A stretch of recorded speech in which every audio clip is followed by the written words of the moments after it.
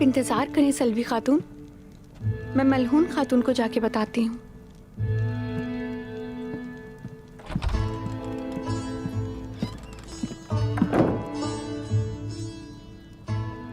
अच्छा, तो तुम यहाँ रहती हो मलहून?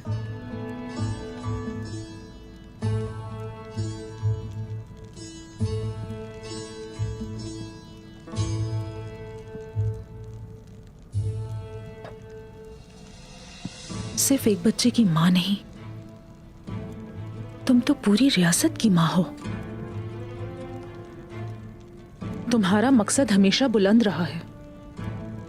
कबीले में तुम्हारे ही बेहतरीन खैमे होते थे। तुम तेज तरीन घोड़ों पर सवार हुई हो।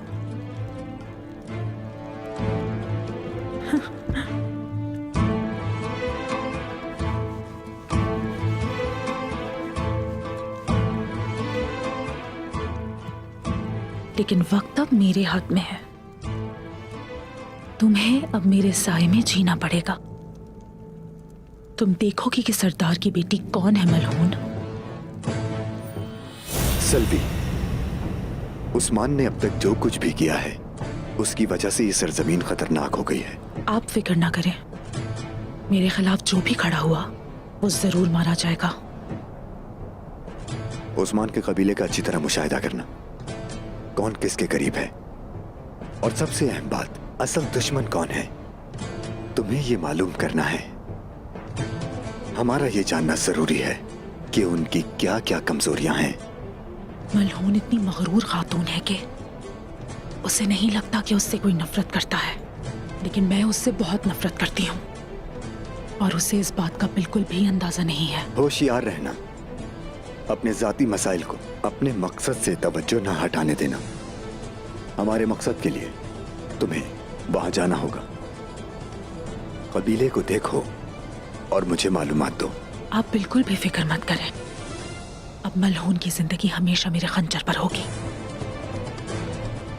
वो मुझसे कई ज्यादा दर्दनाक दर्द से गुजरने से पहले नहीं मरेगी। ज्यादा इंतजार ना करवाना बारगन, मेरे पास वहां हिफाजत से आ जाना।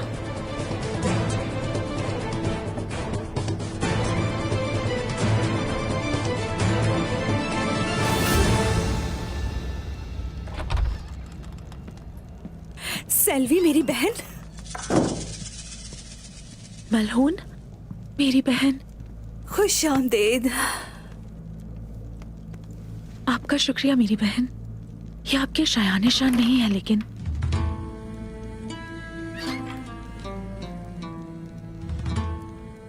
इसे कबूल करें। ये सब करने की क्या जरूरत थी? तुम्हारा शुक्रिया।